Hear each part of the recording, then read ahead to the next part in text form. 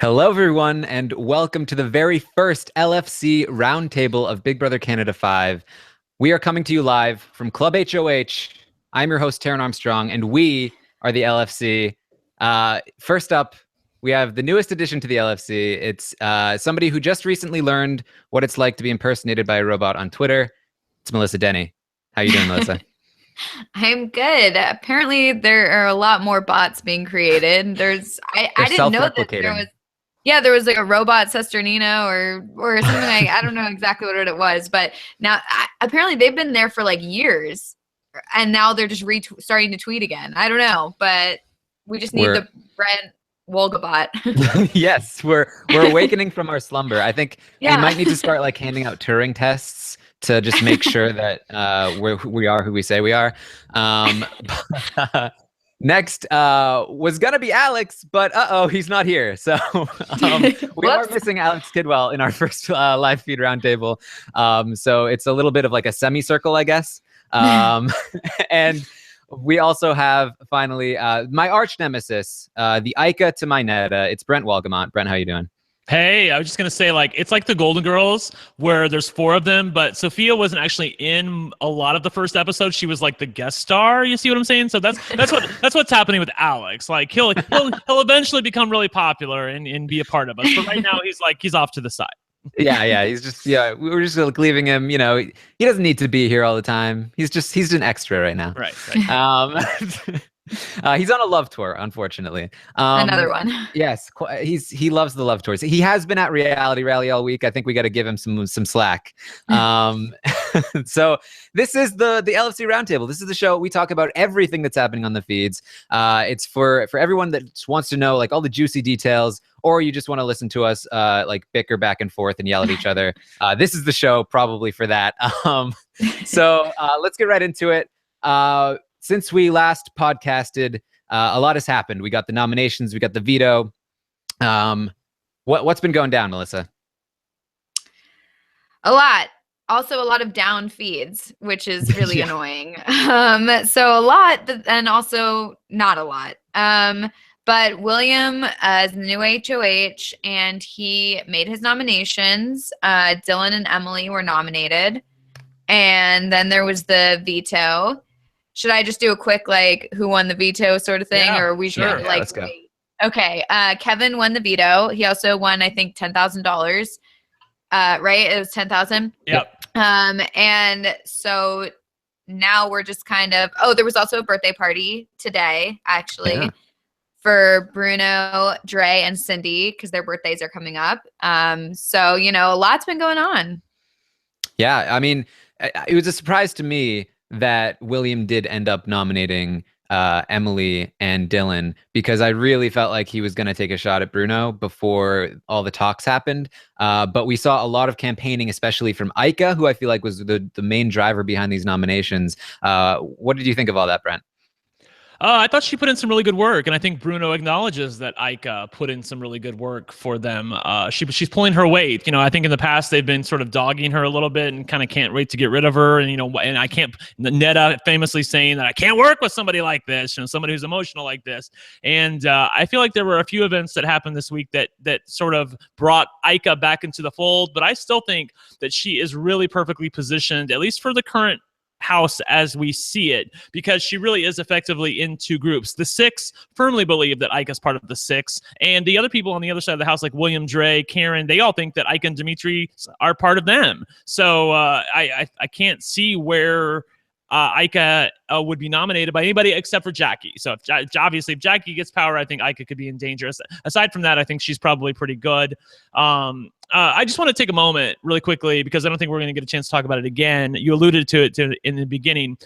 The down feeds. Look, Big Brother Canada, I love you, okay? Arissa has come on our very podcast, Talk with Rob Sesternino. We know she's a fan. She often watches our own show. She follows us on Twitter. So I'm going to give her the real tea right now. You're putting out a shitty product right now is what's happening, okay? I don't understand why the feeds are down as much as they are. Now, look, I grant you, I live in North America in the United States, where technically we are not watching Big Brother Canada, I guess you could say, but everybody knows Big Brother Canada is followed by everybody all around the world. And we also, as a platform for Big Brother Canada, give it a lot of exposure within Canada. You know, Rob, Sister Nino, and RHAP as a whole reach a lot of people, far more people than anybody would realize. And we reach a lot of people in Canada and give Big Brother Canada a lot of free press. So I feel like it's incumbent upon them to do one of two things. Either keep the feeds up as much as possible, which they're not doing, or two, tell us why the hell they're down. Why is a veto competition taking an hour and a half and the feeds are down for 6.5 hours? Why is that? Why is there a party that lasts 2 hours and the feeds are down for 5.5 hours? I have tweeted Arissa. Look, I know she's not the production team. I get that, but she's also the only contact that we have that's really part of the show. I wish somebody would just answer why they're down, or if they're not going to answer that, make sure the feeds are up as much as possible. Again, I realize I'm in the United States, and you could say, well, maybe you don't have a say in it, but I also speak for a lot of people in Canada who are very frustrated about this. And are you guys with me on this? There doesn't seem to be a rhyme or reason. It just seems like they're fucking with us, and I don't like to be effed with. No, I'm so confused I'm frustrated because they're keeping the feeds down for like the most important things. Well, to me, the most important things, like the parties when everybody's getting drunk and everybody's telling each other things that maybe they wouldn't say sober. I would love to see that stuff. And I mean, all we get is people talking about how great the party was last night or how drunk so-and-so got. It's like, we didn't see any of that. And it's so frustrating. Someone on Reddit said it was similar to having all your friends go to a party that you weren't invited to and then talk about it forever, like the next few weeks. And you're just like, I missed out on all of this. Yeah. And it's terrible. I mean, the one thing I got to see about the party was the next morning, Karen going outside and saying, oh, it's snowing, and throwing up. That's all I got to see from the party. Like, that's not what I want. I mean, I watched it a bunch of times because I thought it was hilarious, but I want to see the actual party. Yeah, when all you're seeing is the vomit afterward, it's probably not the best deal you're getting. Yeah, no. It kind of feels like when somebody's at work and they're given a task and they're like, oh, I got a task. It would normally take me an hour, but I'm just gonna drag this out for 8 hours. It's like the people working the feeds are like, oh, well, they were already out for an hour, so we can drag another like 5 hours of not having to do work. Right? Like, we can just not turn them on for another 5 hours. It feels like they're giving us the short end of the stick. It feels like they're giving the live feeders the short shrift, the people that they basically take for granted. They're like, well, they'll always be there, so we're not going to worry about them. It drives me crazy because we have talked about many times on this show and on Rob's show and on Jordan's show how much they're not showing on the main show. They leave so much out. So leave the feeds down for this amount of time consistently on a day-by-day basis. After that party, the feeds finally came back on when everybody was going to sleep. Like, I mean, now the feeds are on and everybody's asleep. It's just like, again, it feels like they're screwing with us. I just want an answer. That's all I want is an answer. Arissa, somebody, please tell us what the hell's going on with the feeds. Don't give me the party line about, well, these feeds are free and you don't have to pay for them. That's not what we want to hear, because that's not the kind of product you're presenting. And by the way, I would remind y'all, Big Brother Canada ratings are down. You know, if you guys want to make the fans happy, make the fans happy. Yeah, it's frustrating too, because it's like, it almost gets to the point of like, what's the point of having the feeds if they're down so often? It feels like we're often just doing patchwork job of like, you know, what happened in the last few days. Like, we have to. It's like we're constantly at the point where we missed the first week of feeds and we're trying to like piece stuff together because we're constantly missing stuff. And it's like, oh, I didn't realize these people had a good relationship, but apparently now they do. And like, it's just constant guesswork like that. And it can get very frustrating. Yeah, the whole time I feel I'm just trying to do catch up. I don't feel like I can just watch the feeds as they're happening. I feel like nothing's going on. The feeds are off, the feeds are off, the feeds are off. And then all of a sudden they come on and everything has changed. And I'm trying to figure out, wait, how did this all happen? Okay. And I'm getting secondhand stories from so-and-so saying, oh, like random stories about last night. And that's all I'm getting. And I'm trying to figure it out myself. And that's frustrating. Because we didn't see it happen ourselves, we're listening to other people give secondhand. Yeah, secondhand. May or may not be true, because they're speaking to other people about this. But if somebody like Kevin is speaking to Karen, he may not be giving her the true story of what really happened or what went down in this fight or what was said here and there. Yeah, I exactly. mean, and like I think one of the most important things that happened this season was the rift between Neda and Cass, and we never saw that. And that was obviously something that we would have missed anyway. But it's stuff like that that we're continuing to miss throughout the season, which can just get very frustrating. I do want to bring up that we don't have the chat live on the page right now. Unfortunately, there was a website glitch; it didn't show up. But you can go to chatwing.com/RHAP-ups if you want to use that chat to talk to us during the show. And one of the things that I feel like exemplifies this sort of feed outage thing is that when the feeds come back after William wins the HOH, we've basically already got Kevin in the HOH room with William, just kind of like cozying up. That was like a large part of the first stuff we saw from William's HOH, and it was very confusing because like, where is Dre? What is Dre doing right now? Why is Kevin talking to William so much? Why, like, Kevin is basically laying on top of William, giving him a lot of information, getting a lot of information back. And right off the bat, essentially, we saw a lot of people talking about this on Twitter, pimping himself out a little bit to make sure he stayed. So I imagine that you have a lot of feelings about this, Brent. Go girl, get it done. Do whatever you do to whatever you need to do to keep yourself safe. And I don't know that Kevin was really doing that, but I thought it was funny because Kevin was talking with Dylan at one point before the feeds went down, and he was like, well, I don't know, obviously we're going to be in danger this week, and like Dylan's like, well, he's not going to nominate you, he's thirsty for you. He's like, get up there and do something. And Kevin's like, I have morals. Dylan's basically like, morals, just get up there and do what you need to do. Yeah, Dylan would say that, wouldn't he? Right? So Kevin keeps himself safe this week. He talks to William. He makes sure that he is not on the chopping block, even though maybe should be. It's not like he's particularly loyal to William, but he is just turning on the charm. I do think a part of him does like William. I agree. But I think I think at this point it's mostly just using him. What do you think, Melissa? Yeah, I mean, I think Kevin likes William as a person, but I think that he's more focused on the game this time, or at least he's trying to be more focused on the game. And I think he would cut William in a second if it meant that Kevin could stay longer. And I just think that it's surprising to me that Dre is just letting William have free reign to do whatever. If I was Dre, I mean, because she tells William, protect your heart. Don't fall into it. Don't fall for Kevin. Like, you have to stay strong. But then she just leaves and lets Kevin and William stay in the bed together all night. Like, I would want to be right there, and I'd want to be making sure that everything was kosher and not let anything out that shouldn't be out. It's just surprising that she's willing to just let him go. Yeah, I mean, it's not like a real relationship, right? It's not like, oh, I have to trust them to like do their own thing. It's like, no, this is Big Brother, and you need to be on top of these people, making sure that they're not screwing up, because it makes a big difference to your own game. And Dre has just really dropped the ball on keeping track of William and letting people like Kevin and Ika influence him a lot more than she is, when she should be the main influence here. Yeah, especially because that night William was really drunk. So it especially wasn't a good idea to just leave them together to just talk and chat about everything that's been going on. Because even the next day they were like, well, what did you talk about? And he's like, we talked strategy. And they're like, well, what did you say? And William's like, I was drunk. I don't really remember. Like, that's so horrible. It's like, wait, no, you don't remember what you said to him? Like, this is not good. Yeah, I feel like I got a lot of information, but I just can't remember what it was. I think he told me who was running the house, and oh man. So none of it. So you didn't learn anything from this? You got nothing out of this whole conversation. And if anything, Kevin just got stuff from you. Great. Well, there was one thing he did get, which was Kevin told him that Cindy was the person who nominated him during the backwards week. And this was a big thing, because he was convinced that it was Jackie and that Jackie was lying about it. And he went and he told Dre and Ika that Kevin told him this about Cindy.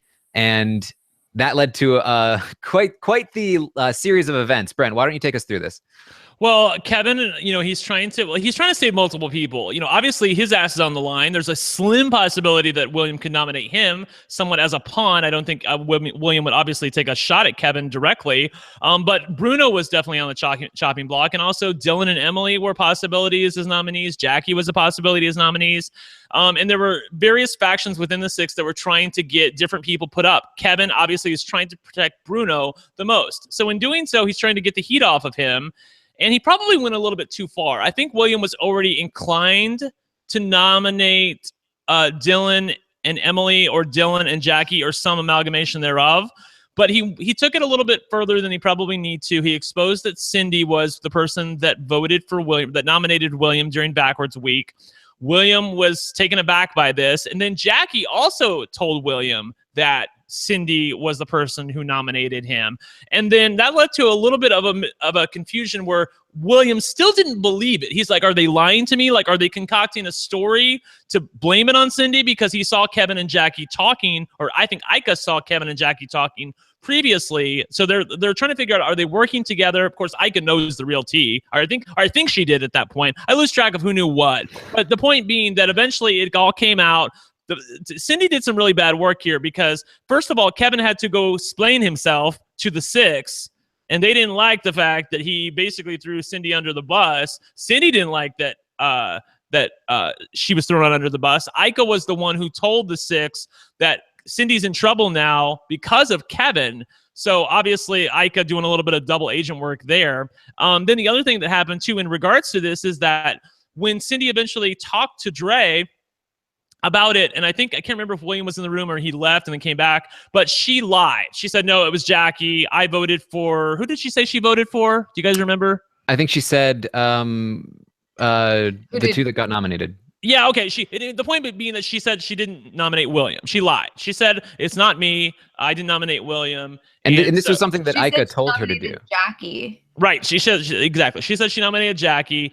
But then Dre and William started talking, and they eventually worked it out that she was lying because they knew that Demetrius was the one who nominated Jackie, right? It's hard to keep track of all these. So I think what happened was Ika said to Cindy, don't tell them that you actually were the vote because they're really mad at Jackie and we want to keep them mad at Jackie. So go and lie to them. So Cindy went and lied to them. Then Ika went to Dre and had this weird conversation with her where she worked out oh, you know what? It probably was Cindy. Yeah, but it did surprise Ika though, because there was at one point where Ika was she said I can't remember whose vote it was, but Dre basically said, so you voted for who, or somebody voted for who? And Ika was sort of gave her this look like, how do you know that? And then she was like, oh yeah, I did, or something like that. And then so I think maybe Ika sort of walked into that without realizing the landmines that were there.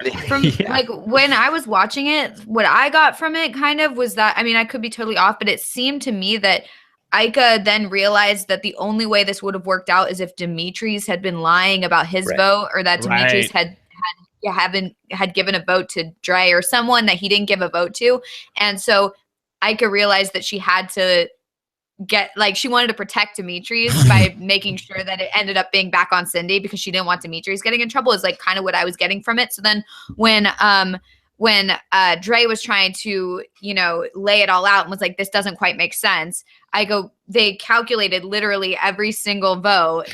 And I think Ika started to realize that, oh shoot, Demetrius is going to be on the hook if this doesn't work out. And so she's like, wait, you're right. Now I'm confused. And she kept saying, now I'm confused. I'm confused now. It's like, know what's going on. And then she went and told everyone oh man, Dre knows. Yeah. I know, right? Leaving out her part in that. Yeah. Yeah. Right afterwards, Dre left and Demetrius and Ika talked, and Ika's like, what did you say to her? Did you lie about your votes? What's going on? So she made sure that Demetrius was covered. And I think that that's what caused Ika to kind of let Dre figure it out that it was Cindy. Yeah, and I think it shows kind of the position Kevin is in, especially with these people, that he was in a lot of hot water because they were convinced that he was lying about Cindy's vote. Dre even said, I will shave my eyebrows if Cindy voted for you. But then when the truth was revealed that he actually was telling the truth, that it didn't like they weren't like, oh man, we doubted Kevin and we shouldn't have. It was like, well, he's still an asshole. Yeah, they're like, I know. I still don't trust Kevin. I know. I heard when Dre said that, I'm like, girl, you're a real Sherlock Holmes. I'll tell you that. I thought it was really funny how Dre was so certain that it wasn't Cindy, and she kept saying like, William, think it can't be Cindy, and it's like, wait, but why? Up. Yeah, like why can't it be Cindy? I don't know, because they have a good relationship apparently. I don't know. I think it was a matter of like she wanted it to be true. Like she hates Jackie that's true. Much yeah. that it's just like it had to be Jackie because Jackie is the liar, Jackie is the fake one. It's all Jackie's fault all the time. So yeah, and even afterwards, they didn't go back and say, well, Jackie was telling the truth. They were once again just like, well, Jackie sucks. So nobody came out of this unscathed. Yep. Except for, at least at this point in time, Bruno, who I feel like Bruno had been kind of in hot water here. Dre was concentrating on Bruno a little bit, but Bruno has been putting in work with Ica and Dimitri's in the past week, and especially in this time between HOH and nominations, and he really got Ica to fight for him. And I do think that Ica ultimately prevents Bruno from being put up on the block, and she kind of correctly points out that this was Kevin's job, and Kevin failed, and she had to step in and do it for him. Kevin did manage to keep himself safe, but I don't think he was the reason that Bruno was safe. So, I mean, as Brent sort of pointed out, Ica's work here, but also I think Bruno's work in getting Ica to trust him when she really, really shouldn't trust him. What do you think about that, Melissa? Well, I will say that Bruno's conversation was frustrating me so much. His conversation with William. Because like I was sitting there thinking like, how are you falling for this, William? But I mean, I guess it just shows that if Bruno can convince anyone of anything. But basically William was like, okay, well, who are your targets? Like, who would you nominate? And Bruno's just like, you know what? I'm a family man.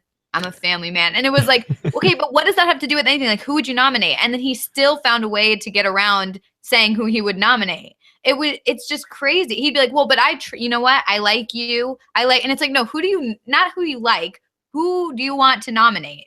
He just avoided everything. And then by the end, William had said, I want to work with you. And they gave each other a hug. And that was the end of the conversation. Like, I don't know how Bruno does it. Well, but I was sort of throwing a little bit of shade on that because I felt like William didn't totally buy that. I mean, I know he's obviously didn't nominate Bruno here, but it didn't seem like he totally bought it. When Bruno walked out of the room, William didn't seem like he was believing much of what Bruno said, especially the part where Bruno said that there isn't a side of the house. Like when he said, like, you know, when William was talking about my side of the house and your side of the house, and Bruno was like, well, I don't see sides of the house. Like, bitch, please. Like, you know, and that's what I think William just had it up to here with him. Especially after Kevin the previous night had been talking all night about my side, your side. Yes, exactly. But yeah, I do think it's interesting with Bruno because I think he's probably playing the best game right now, almost. At least at the very least, it's up there. And he's very well positioned and he's doing very good work on people like Ica. But then he has these conversations with people like Gary last week and William this week where it's just falling flat and he just comes off. It's too gamey. Exactly. It's very gamey. It's very see-through. Like some of the stuff that Gary was criticized for in the beginning weeks where we thought he was playing a pretty good game. We thought he was positioned well, but you pointed out on this podcast, Taryn, that, you know, that some people were seeing through Gary because they felt like that he was doing things for game purposes. And I feel like that this is an instance where Bruno is trying to make what is the correct move, but it seems to us like you're obviously trying to make the correct move, and it by default seems like it is artificial. Yeah, he's very good with the people that he's in with. But I guess with some of the people that he's not in with, that he hasn't made a good enough connection with, it just feels very inauthentic. It feels very dad to me. It feels like he's trying to like, you know, why aren't you like, I want you to do this. Why aren't you like, he's just used to getting his way. And obviously he has been getting his way this entire game so far. So I get why he would maybe feel like, it just felt to me like he was being inauthentic with William, and I feel like William sensed that, even though he obviously isn't going to nominate him, but I felt like that had more to do with his talk with Dre and his talk with Ica, and not so much his talk with Bruno. I feel like Bruno on his own didn't do shit, but Ica and Dre, like Dre and William eventually worked out that even if we take a swing at Bruno, they realized what I realized on this podcast a couple days ago, which was that if we put Bruno on the block, there's no guarantee he's going to go home. Like there's a good possibility he'll stay, and then you got two vets who are mad at you. Yeah, I mean, I was more frustrated that William wasn't trying more to get information out of Bruno. Like, I don't know if I agree with you. I don't think he necessarily was like, wow, I can trust him. Let's work together. I think that it was more that I was frustrated that he wasn't like, okay, but you're avoiding my question. Who would you nominate? Exactly, Like, because and he has the trying to power. get actual information out of him. Exactly, because he has the power to do something about it now. He Yeah. has the power to put you on the block. Answer my damn question. I want to know. Yeah. Who would you nominate right now? Say their names, or I'm putting you on the block. That's what he needed to say. He was too much of a pussy about it to do it.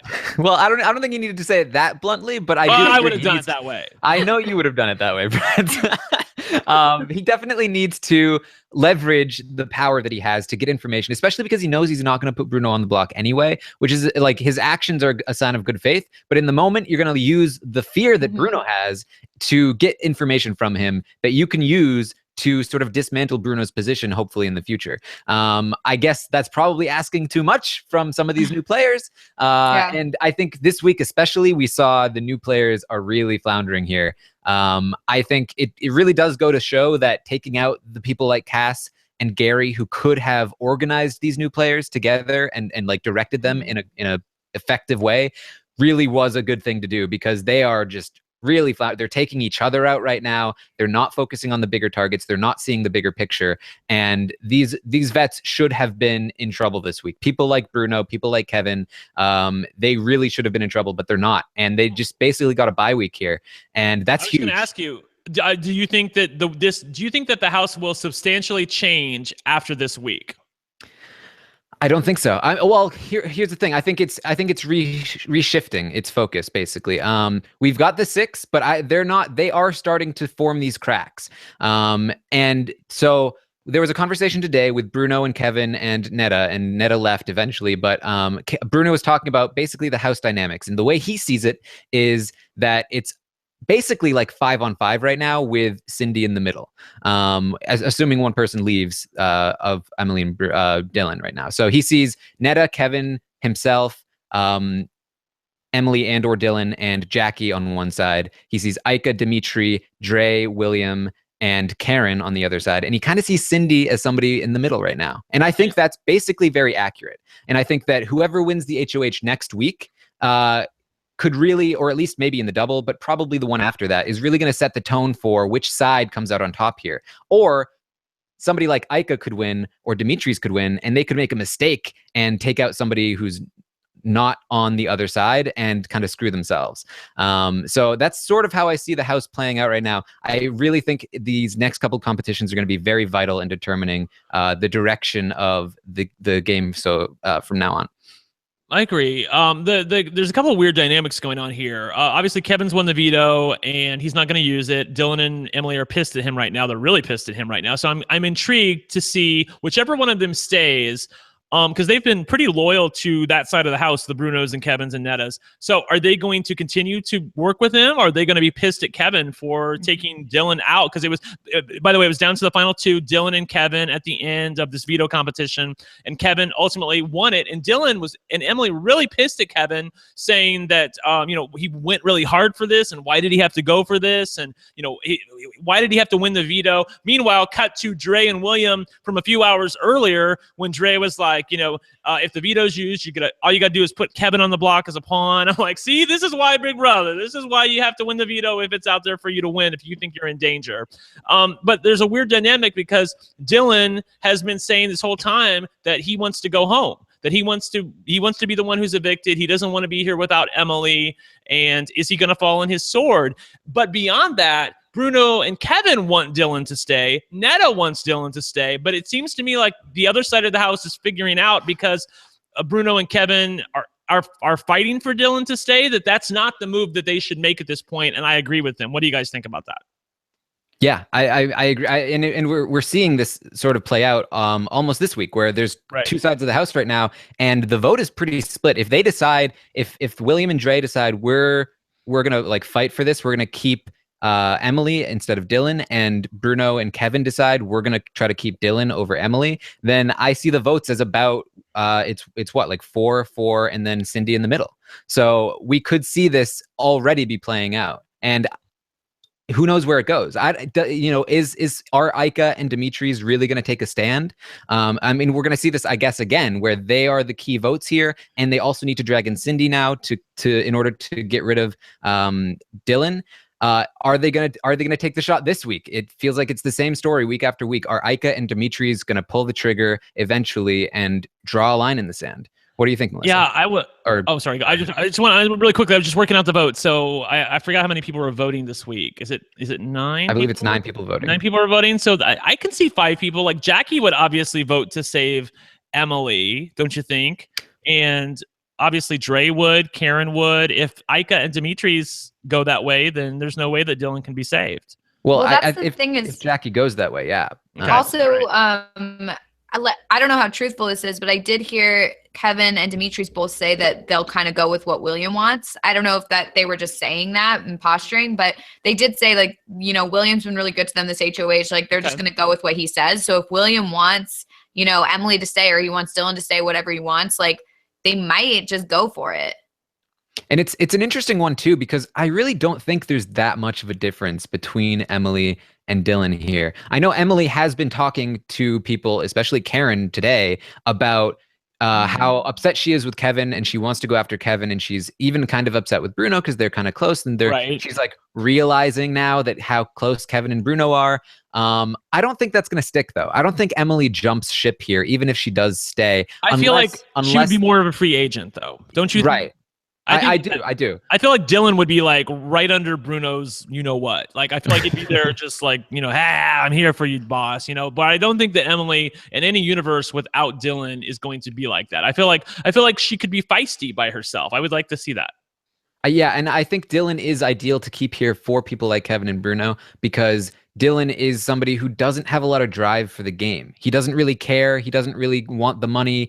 Right now, he wants to be out instead of Emily. I think that he's somebody that's going to be easy to control. He's also this big, looming guy. He's a big threat, and that's a big. He's a team player. He's very much like Dallas. Exactly. Like, he's like, well, I'm on our team. You know, we got our team. We got our 4. We got our 5. He's that kind of guy. He's not somebody who's going to be freelancing a lot. Whereas I feel like Emily could do that.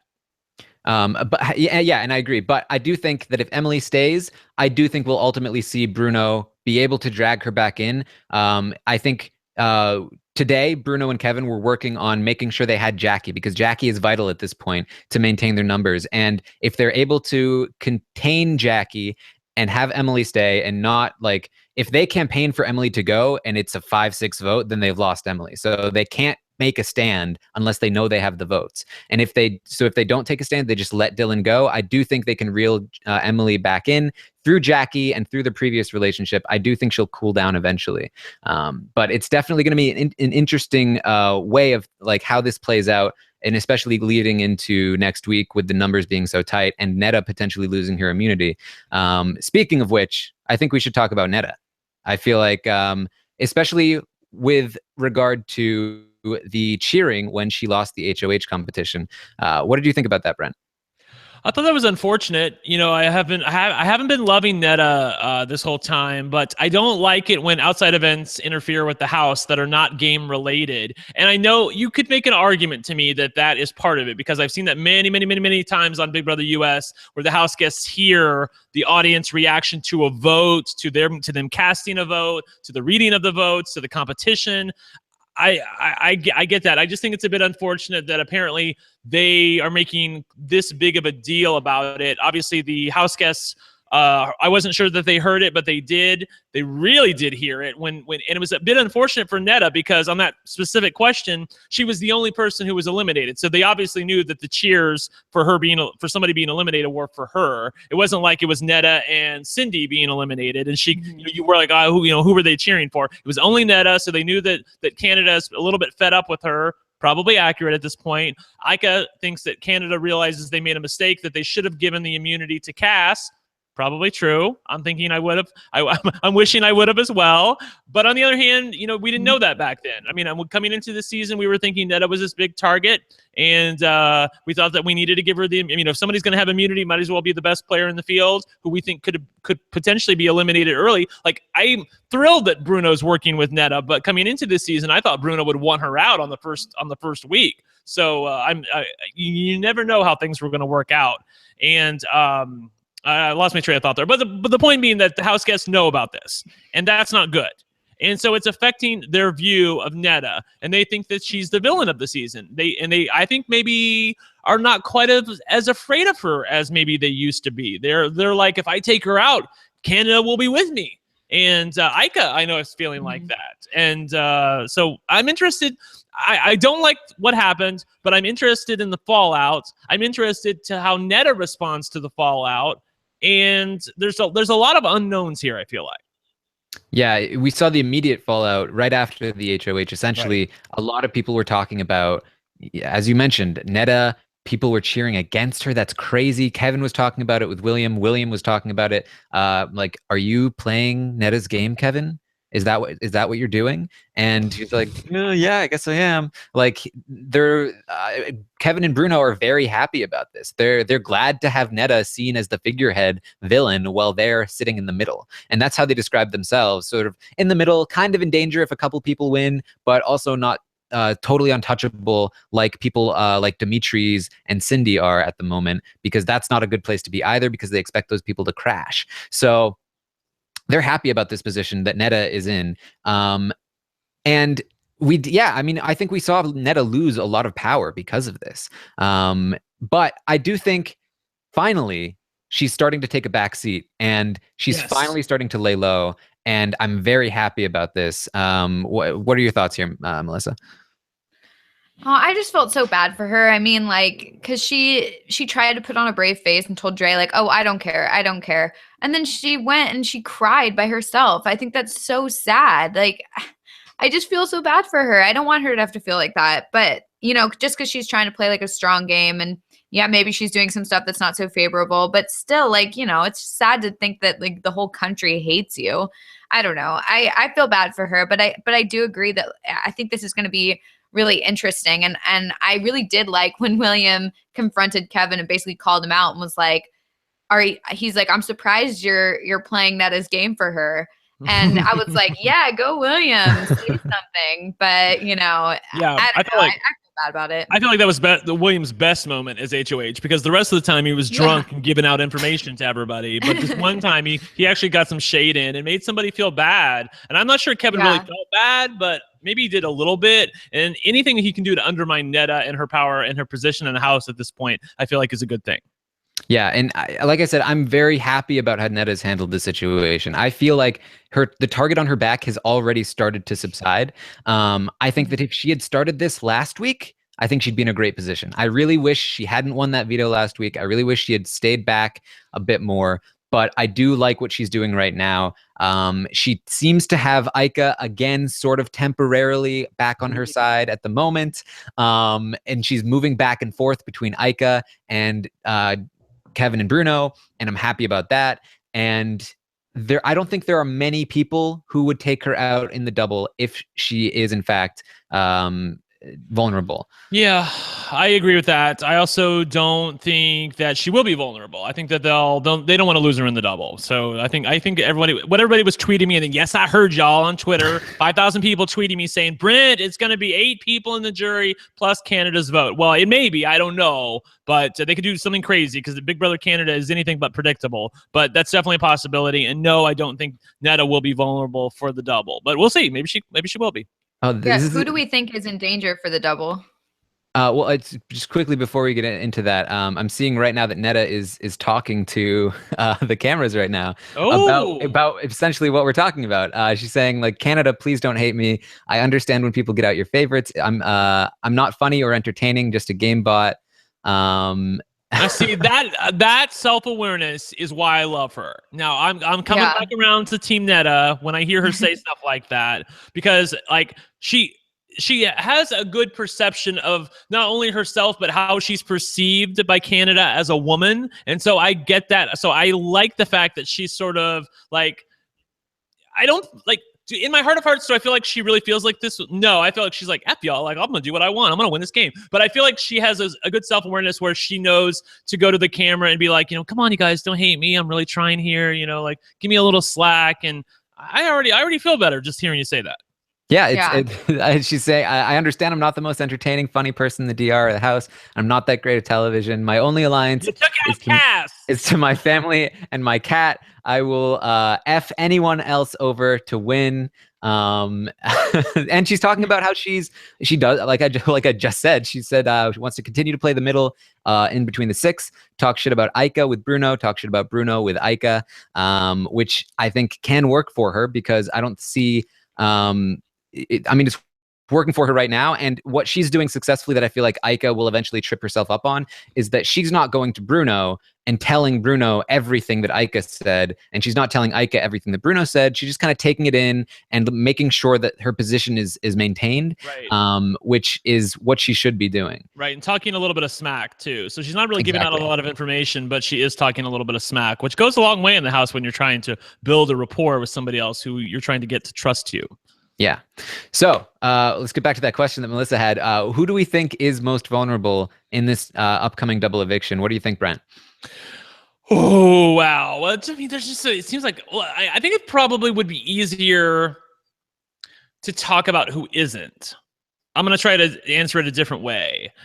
I feel like Bruno, Kevin, Neda, whoever is left between Dylan and Emily, I feel like they're probably pretty safe unless Dre gets power. Dre is the one person who I could see going after Bruno. Yep. The people that I feel like are in the most danger are people like Jackie, who could be used by a pawn by anybody.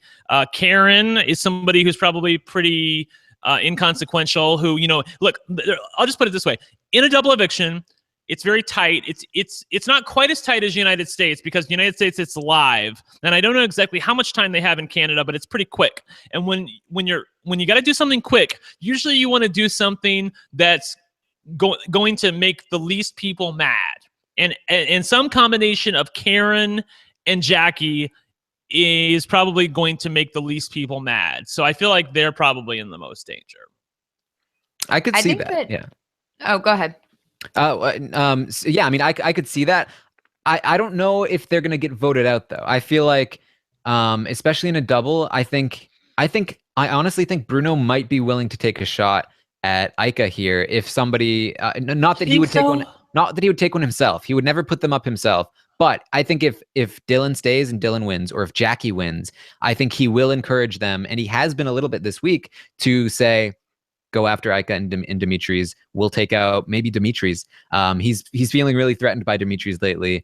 He talked with Kevin about how he feels like Dimitri's is in the best position of the house right now. Yeah. He's really killing it, and they want to make sure they get him out before he gets like too big of a foothold in the game. So I could really see them taking that shot.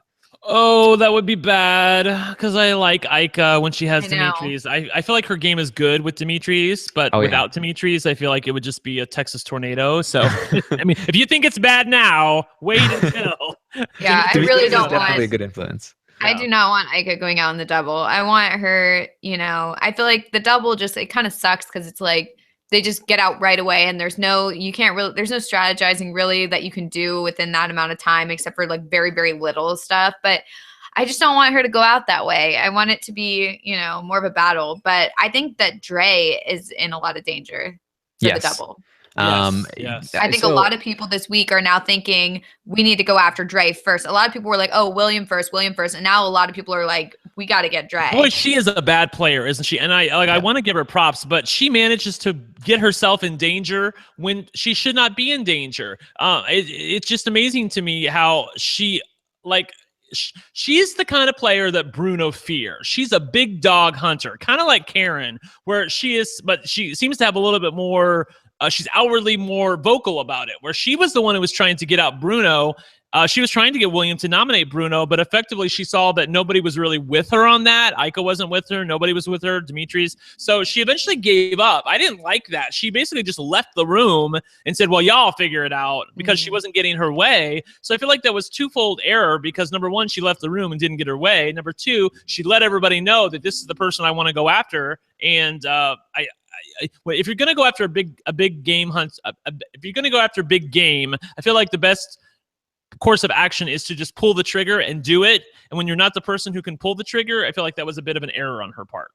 Yeah, she just doesn't have any like real game sense. Like she knows what she should be doing Right. more than most people in Yes. terms of like where the pieces lie, but she has no idea how to make the moves happen. Yeah, And she knows where the bodies are buried, I feel like, at this point. But she Yeah. doesn't know how to dig them up or get rid of them. which is what makes her dangerous to the players in power, because she's somebody that if she does win, she can make a move against them. And they're lucky that she hasn't been able to influence others to make those moves for her. But there is still discussion happening. Neda still wants William out before Dre. Kevin obviously was like, I think for me, getting Dre out first would be better. And all true, actually. Yeah, they're both fighting. They're both fighting for their own position in the game, which I expect both of them to. So yeah, I don't think I think it's still up in the air which one goes if they end up being targeted. But I do think there's definitely going to be a push on both sides. I think probably it's better for Bruno if Dre goes first as well. So we could see a Bruno versus Neda kind of influence battle during the double eviction if that's the case. Yeah. I'm going to take back what I said earlier, which I said Jackie and Karen. Now that I think about it more, I feel like anybody from the 6, if they win, they're going to put up Dre and William. I just feel like that's what's going to happen. Now, the real interesting question is if Ika and Dimitris are stupid enough to win HOH. And considering what happened with last week, with Dimitris winning, saying, in your words, Taryn, I want to show everybody that I can win competitions, that I am not expected to win. Freaking brilliant! What a stupid ass! I couldn't even believe he said that. I was like, oh my god, what would these be? I can't even believe Ika's working with somebody like this. So if he is stupid enough to win HOH during the double eviction, which I mean, I guess you can make an argument that maybe he needs to because we just talked about them being in danger, but I don't know. I'm not sure how they would be in danger, so he shouldn't win HOH. If he does anything, I literally could see them nominate anybody. They would if Ika Dimitris won HOH, they would nominate Jackie and who's ever left over between Dylan and Emily. I'm positive that's what would happen. I definitely think that's true at the moment, but you never know because this week could play out where they take a stand for Emily, let's say, and and they feel like they have her. So that could change a lot because if they feel like they have Emily, then they need to put up somebody next to Jackie. Cindy? And is it gonna be Cindy? You know, possible. I could definitely had Cindy. In the prior week to some extent, she's had Cindy. Like Cindy likes Ika a lot, but for whatever reason, Ika has been throwing Cindy under the bus lately, especially to Neda. I mean, Ika's just all over the place at all times, and she hasn't really gotten caught yet. But it's very strange to track her game because it was like, oh man, Ika's pulling Cindy. This is huge for Ika. This is like a big thing for Ika, and now she's just kind of like, I don't need Cindy. Let's throw her to the wolves. I'll buddy up with Neda again instead. She's just all over the place, and it's working for her so far, which is very interesting. Right. By the way, Nikki asks in the chat room, when we're talking about the 6, am I including Dimitris and Ika? Yes, effectively, when I'm talking about the 6, I'm including Dimitris and Ika. When I'm talking about like members of the 6 who would nominate like William and Dre, obviously Ika and Dimitris are not part of that. But they're like tangentially part of the 6. Like they're in the 6 when the 6 are talking about them, but as I've said previously, they are more in the middle of the house than they would have you believe. So I don't think that anybody. I'll say this. I feel like their position as the middle of the house is a little bit more camouflaged, at least Ika's position, than anybody really realizes at this point. And I really like the game that she's playing. Dimitri, I feel like he's a little bit more obvious. I feel like there are people like we've talked about with Bruno, and even people on the other side of the house who realize that Dimitris is more in the middle. But I feel like even though you think of them as the same person, Ika is playing the better game because I feel like she's more camouflaged. Both sides firmly believe that she's with them. It's so strange. I think it's a symptom of her erratic gameplay because I agree. When it matters, she's in the 6. She's protecting Bruno from being nominated, and then as soon as the nominations happen and the veto is played out, and it's not gonna Bruno is no longer an option to be put up. She's like, oh, we should have got out Bruno. I hate Bruno now. I'm all in with Dre and William, which is like. People believe it because I think it's true. Every time she talks to them, she really believes it. And then she goes off and she hates on people and she doesn't talk to them while she's hating on them. And then by the time she's flipped around, she goes and talks to them again and she's actually on their side again. So effectively at this point, she's being rewarded by her terrible gameplay. That's what I feel like is happening. Like her gameplay is really awful, but because she's sort of like, she's one of these people that firmly believes her own lies. Sorry, Yeah. to come down. Like, she believes her own lies to a point where it's so believable. You're like, well, I must believe you because you're obviously not lying to me. You know what I mean? Yeah, absolutely. I feel like that's exactly like what's happening with Ica. And I do think, again, when Bruno was talking today, he was recognizing, like, I don't think Ica is going to what Bruno thinks of Ica is, I don't think she'll strike at us next. I think she's going to take one more week to strike at either Dylan, Emily / Jackie first, and then she's going to come for us. And he recognizes that she's trying to build an army right now, and he's cognizant of that, which is why I think he's prepared to take the first strike if Jackie or Dylan win the HOH. Oh, no Jackie, no Dylan. Actually, well, I think Dylan will be gone. So I'm not sure Emily would nominate Ike and Dimitris. Maybe, not sure.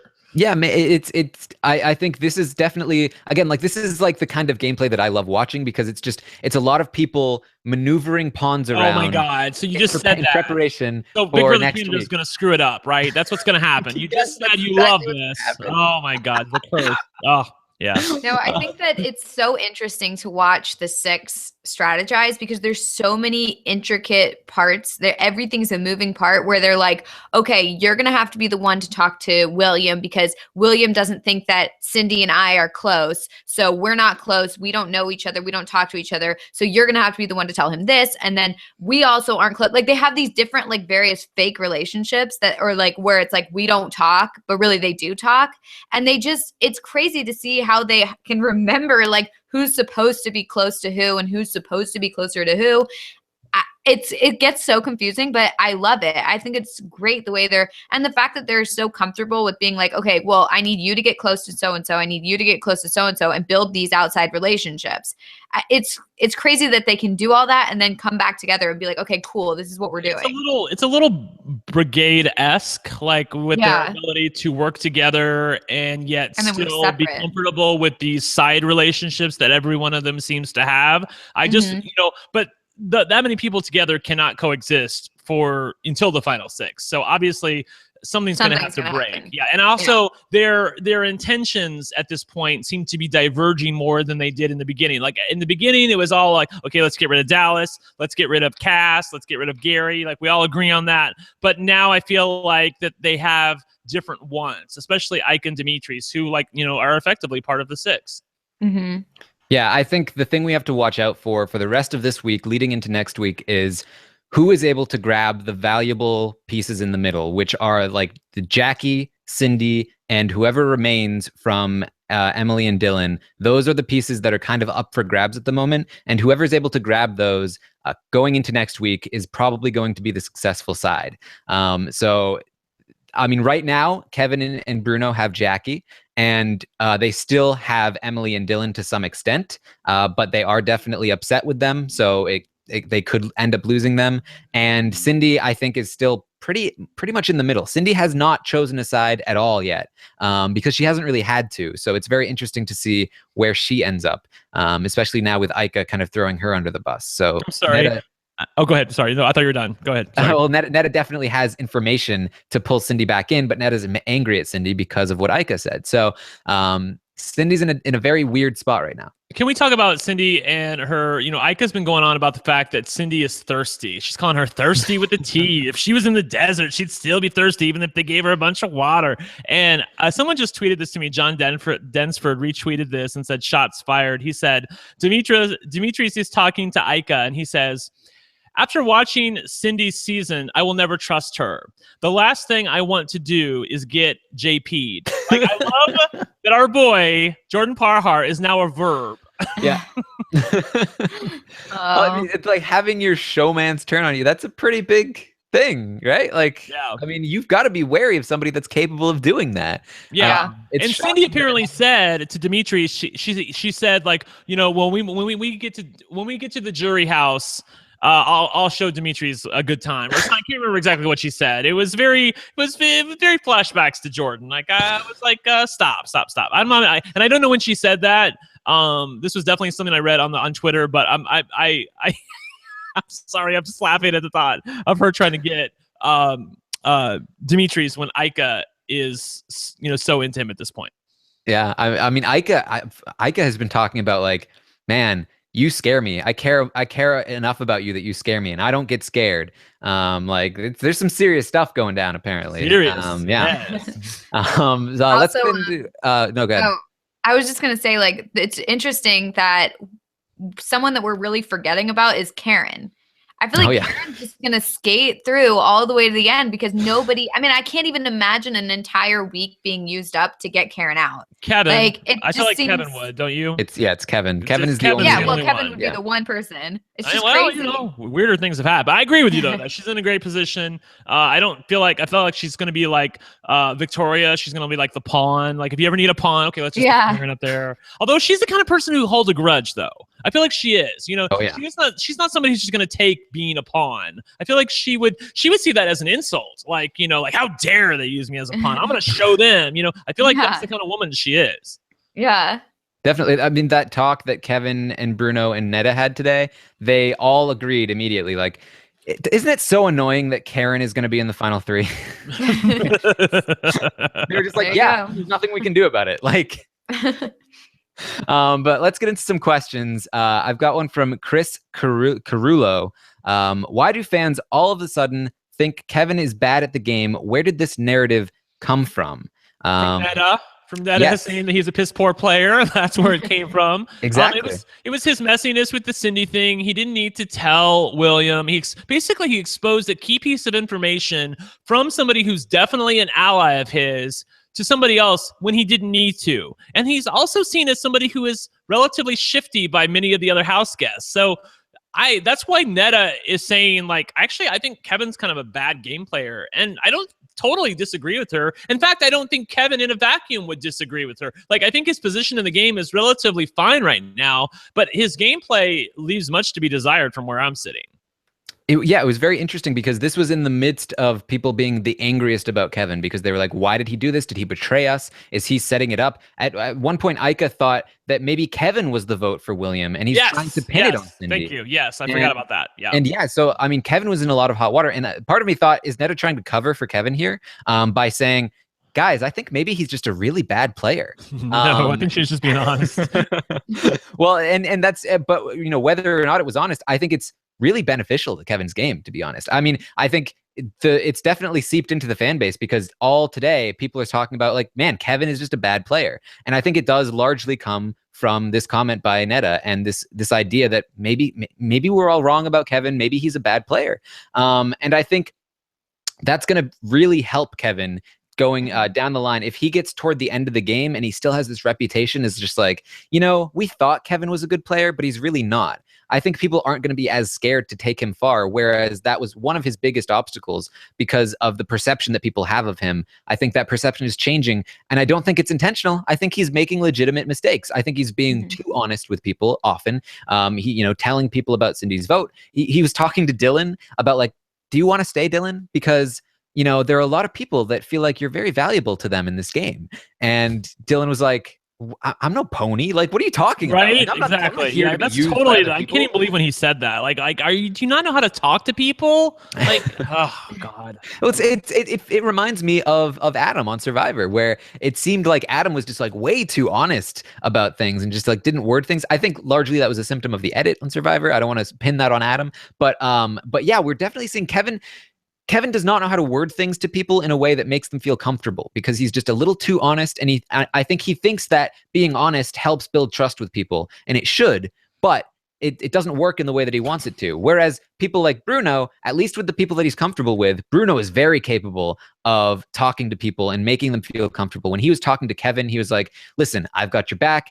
In this conversation I had with Neda, she was talking about how she's wary of you, but I'm loyal to you. She thinks I'm not, but like he had all of these disclaimers and like ways of making sure, of reassuring Kevin, like, we're all good. This is totally like this is perfect. And Kevin felt very comfortable with Bruno in that moment. And Kevin just doesn't have that in him with really anybody. I'm sorry, I started falling out because I read by the way, it's Stina Knits, by the way. That's her name. I just want to say that. I know, she got mad at me. I know, right? Because what did you say? Like, it's I said Stina stinks because like Christine, that was Christine's handle. Like the stinks thing was Christine's handle, and I always I read it and I think stinks, and then yeah. Oh my God. So okay. Well, I was just I started giggling at one point because she just randomly tweeted out like 5 hours ago, like Karen is recruiting new members for the We Hate Kevin Martin Club. Yes. Started dying like. That was when she was talking to Emily, because Emily is very mad at Kevin Martin right now. Oh man, I'm sorry. It's so funny when you're in the middle of a podcast and you just start going like. Okay, so next question is from Edmo. Do these nominations help or hurt Ika and Dimitri's with getting back in with the six? What do you think, Brent? I think it helps them. I think it makes them a bigger part of the six. They can be replaced by another pair now. And also this week, because Ika has done such good work for Bruno and Kevin have mutually talked about how much work that Ika has done. Even Neda seems to be a little bit happy with Ika right now, which is definitely an improvement from where things were at least a week ago. So I'm very happy with their position in the house. I really don't think that, obviously, we talked about this. Bruno's not going to take a shot at them directly. If somebody like Jackie, God forbid, gets power and puts up Demika, then I feel like obviously they're going to take a shot because they have to. I guess they probably get rid of Dimitri's at that point, but I've also heard rumblings that maybe Ika might be in danger. So I'm not even really sure how that would go down. Yeah, I mean, I think essentially what happens here is that it definitely helped Ika and Dimitri's with their relationship with the six. They feel like they can trust them more. Yes. However, I think there's almost like, was it worth the squeeze? Like, should Ika have tried to get William to take the shot at Bruno here? All she needs to do is not push so hard to keep him safe. And if William takes this shot, it probably takes heat off of herself. She can work on saving Bruno with the votes if she needs to. But I feel like that might destabilize the house too much. I feel like if they take a shot at Bruno and he potentially goes home, and we weren't even sure he could go home, but let's just assume for the sake of argument that he does. I feel like that really it moves Dylan and Emily over here because they were really close to Bruno. Yeah, I know they have a relationship with Kevin, but I feel like they're closer to Bruno. And I just don't know that in that scenario that Dimitri's and Ika don't become a bigger target. I feel like now they're a smaller target. And I feel like if Bruno is out of the house, them as a big, strong, strategic pair become one of the bigger targets in the house. Yeah, I mean, what do you think, Melissa? Yeah, I mean, I agree. I think that right now their target is not so big just because I think everybody kind of thinks that they're on their side.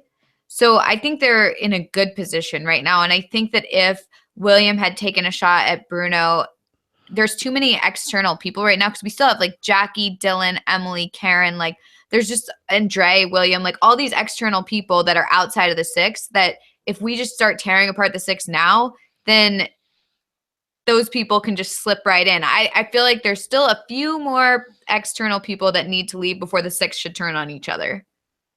Yeah, I mean, I feel like maybe this was an opportunity for Ika. I don't think she would have had her hands too dirty if she had just kind of like, if William was leaning toward it and she just was like, I don't know, maybe not. On the other hand, that would be 4 vets in a row.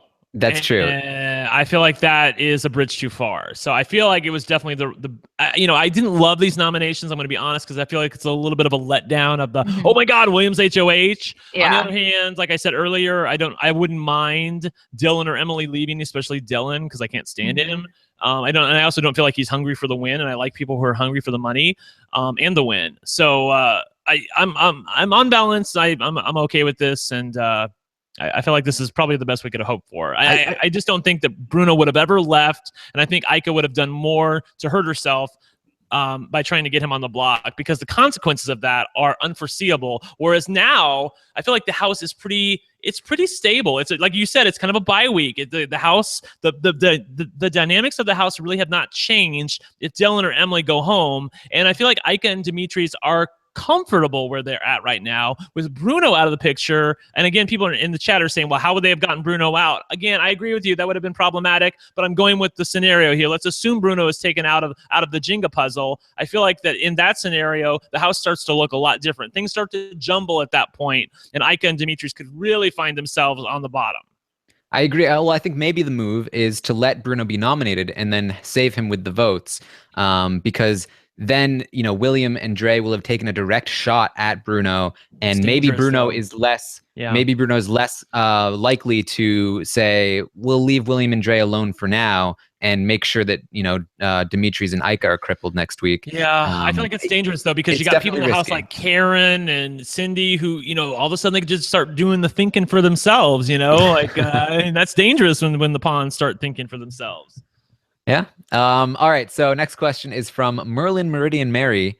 Since it's a round table, can we assign the LFC to be Arthur, Merlin, Lancelot, Guinevere, etc.? It would make that person so happy. Obviously, I'm Merlin. I've got my own book of shadows. Like, come on, it's not even a question. Like, come on. And I'm also the oldest. So there you go. I think I'm trying to remember either Lancelot or like one of the G names was always my favorite. Lancelot was the dude that Galahad. I liked Galahad. Yeah. The one, you know who you are? You're Mordred. That was the one. Yeah. He was the traitor. That was the one. Yeah. Or that could be Alex, because the bitch isn't here right now. Yeah. So, yeah, Alex is whatever we decide he is. Yeah, exactly. I feel like Melissa has to be here. She's beautiful. She's feisty. Of course. Yeah. And I feel like you're our leader for the round table, so you have to be Arthur. Oh yeah, there you go. Yeah, pull the sword out of the stone. Yeah, there you go. Okay, so from Dwitney Elena on Twitter, Neda is protecting herself between Bruno and Ika. They are her shields. She knows Kevin and Bruno want Dimitri out, and Dimitri, Ika, Dre want Kevin, Bruno out. How do we feel about this positioning by Neda? We kind of talked about this, but like I'm really happy about what Neda's doing here. Do we think that she can maintain it? Go ahead, Melissa. Sorry. I think it's tough because she has immunity. So I think that people aren't thinking about targeting her. Like they're not, while it's like, oh, Dimitri's Ika, they're going to be targeting Kevin Bruno, Dimitri Ika, whatever. They're not thinking about Neda yet. Right. She's not a piece on the board yet. She's off the board. Yeah, she's not there. So it's not really, I don't necessarily see it as she's doing a great job of protecting herself, because I think that right now she's not relevant. But the second she becomes relevant, I think targets can change. Yeah, like thinking about going into the double, I'm thinking like, is Neda really vulnerable in this double eviction? Like, who would put her up, and would they vote her out if she got put up by whoever that is? I can't think of anyone that would put her up. I don't think they would vote her out. I feel like they would want to save her. Like I feel like they would maybe think it's a week or two too early. But I don't. Truthfully, I really don't feel like it's ever too early to get out a player like Neda, because if somebody puts her up and you miss, I feel like that then she's going to go all the way. Like she's really on the glide path to the end. If you had a chance to take her out and you turned it down and thought somebody else was more important, bitch, please, who's more important than Neda at this point? Who is more dangerous in the game than her? You can make an argument maybe Bruno is. But I don't think anybody else is really more important than Neda. And by the way, just really quickly, I got so much shade from people for saying Dimitri's wrong. But bitch, I haven't heard you say it once right this whole time, Taryn. So it's dumb eat trees, right? Yeah, isn't that how we say it? Oh, that's what I'm saying. I've never heard you put the S on the end of it. I've been saying it the whole time, but okay, sorry. It sounds like you say Dimitri. So yeah, okay. I try to like not emphasize the S because it just feels awkward to me. So it's very French, like Dimitri. Yeah. His sister put on Twitter at one point, she spelled it out as DEE dash. So instead of dumb, she spelled it as D, and they said, well, why is he wearing the shirt that says dumb? And she was just like, well, he's gotten used to that pronunciation, but apparently it's Dimitri's. Oh man. Another name change. It's getting so confusing. I know. It's like, Yeah, whatever. Yeah, he's Dimitri's to me. Dimitri's. So one thing I do think we should talk about, Dylan and Emily, they finally consummated their relationship. Oh God. Gag. It makes me shudder. So consummated. Oh God. In what? Wait, can somebody please remind me what the scenario was? I woke up, bitch, I don't follow live feeds when I'm asleep. And Dylan at one point had said, I'm going to let my body do the talking. Do you guys remember what was he saying this? What was he saying this to? This was like, I'm like, what body and what talking? Like, Melissa's like, she's like, I'm so, like, I can't.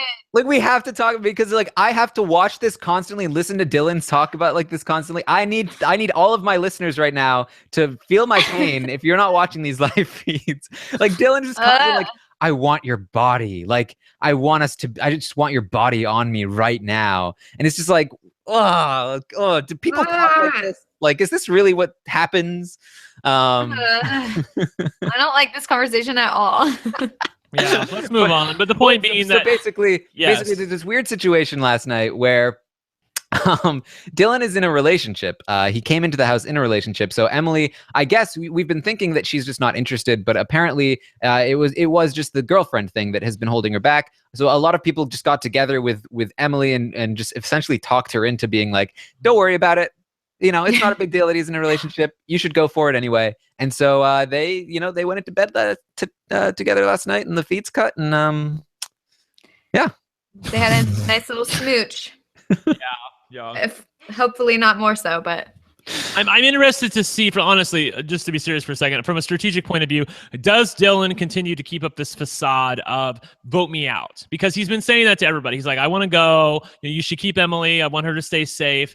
Does he continue to say that, or does reality set in that I'm about to lose my shot at $100,000, and even though I got a $100,000 pair of shoes, like that ain't going to pay for something. So I need to get this money because he could get to the end. I mean, I'm not saying I don't think he's a good player at all. I think he's freaking terrible. But if the targets take each other out, he could conceivably find a way to get to the end and win. So, is he going to continue to keep up this attitude of vote me out? We've seen a lot of people say that through the years. Like you should vote me out. That's always what they say earlier in the week. But later in the week, they always change their minds and they start talking with people behind closed doors. Emily's talking with other people behind closed doors. They're not so chummy. Yeah, I was going to say the same thing where it's like in the beginning of the week, they're always like, vote me out. And it turns out to be all talk when it comes really down to it. And they're like, oh, shoot, I'm about to go home. Like people will actually vote me out. And then they just change their mind. I mean, the only thing I can think of is when Clay and Shelly, when he just kept, saying, vote me out. And then he gets voted out. But I don't know. Yeah, I think I'm going to go on record. I'm going to say Dylan follows through with this. I think that Dylan really doesn't care. I think that he is so blinded right now. He has like eyes only for Emily, and it's ridiculous how like that is all he cares about. It's the only thing on his mind like for most of the day. And I think that he has this aura about him that is like, let me do this thing for you. Like I have money. I have, power. I'm a powerful man. And this is like, I'm just going to give this to you. If you had money and you had power, you wouldn't come on Big Brother Canada.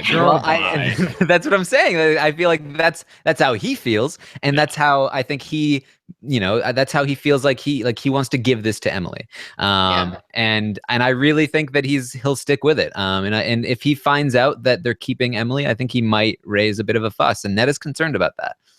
I'm going to be very glad when one of them goes home this week because I feel like I like each of them better or a lot more when they're separated. When they're together, I don't like them at all. But when they're separated, I tend to say, hey, well, he's not that bad. She's not that bad. I'm like, what was I thinking? And then the second they get back together, I'm like, oh my God, okay, I can't watch this. So I really think that it'll be much better for their games if one of them goes home. But if one of them is gone, then how am I going to make you squirm on podcasts? Hopefully you won't have to do that anymore. I hope to not do that. All right. Is there anything else that you guys want to talk about before we close out the show here? I do want to ask in the chat if anybody has any ideas for hashtags. You can follow us on Twitter. I am at Armstrong Taryn. Brent is at One Lucky Gay. And Melissa is at It's Melissa with 3 A's. Yes. Mm-hmm. Oh yeah. So yeah, I mean, like I said, this week for me has been really exciting. I've been really enjoying the feeds, probably more than any other week, because there's a lot of stuff happening right now.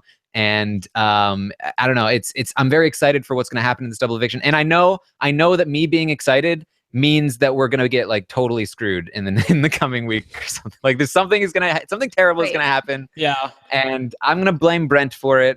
And I'm curious, are you excited for the double eviction or are you scared? Because for the first time in a long time, I'm actually a little scared about the double eviction. I feel like we could lose a really good player in the double, and usually I'm excited. Usually I'm like, oh, okay, bring it on, bring it on. You know, I can't wait for the double eviction.